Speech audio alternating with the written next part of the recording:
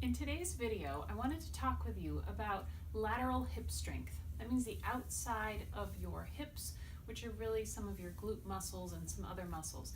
They're really important in terms of stabilizing your sacrum and just stabilizing your pelvis in general so that you've got good balance and everything's working well as your sort of one of your foundation places. So you can work on lateral hip strength standing, but that can be really challenging to begin. So let's start by lying on your side, and you're going to want to stack up either some pillows or some blankets so that your head is basically you're not sort of crunching down on your shoulder. So just come to lie on your side and rest your head on the blankets, and you want to have your body lined up so that you can kind of create a straight line down your body, and then take your bottom leg and you're going to bend it back so your knees are lined up. Now, the lateral hip area that we're talking about is this sort of outer part of your hip.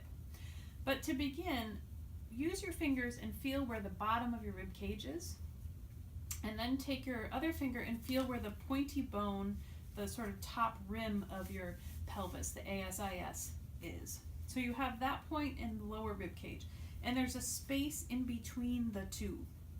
We want to see if we can raise this leg without crunching that space together. So if I pick my leg up, you can see how that kind of collapses and comes together. So I want to figure out how to raise my leg up. It won't go very far without that space changing. Now, when you find that, and then if you can look at my foot, you're going to turn your toes down towards the ground so your ankle is a little bit higher up. You'll start to feel this in these lateral hips.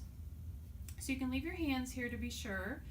And again, if you aren't sure, if you pick your leg all the way up, you've really crunched that space together. We're looking to keep, if anything, you could put your hand and kind of press the rim of your pelvis away as you're raising this leg up.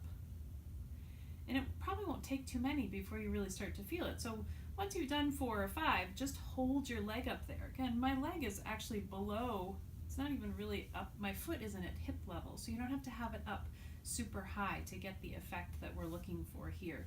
So just do 4 or 5 of those, and then pull your knee in, and you can kind of circle your ankle as a way of releasing some of the work that we did. And I'm going to switch to the other side. You could just roll over when you're doing this. We'll go to the other side, line your body up again, sort of looking as though you could go down a straight line, and then bend that bottom knee just to give yourself some stability. Find the point of your bottom of your rib cage and the point of your hip bone on this side. You can do another test run where you pick your leg up and you can feel how that crunches together. So think about this hip kind of almost sliding away from the rib cage as you lift the leg up and spin the toes towards the floor.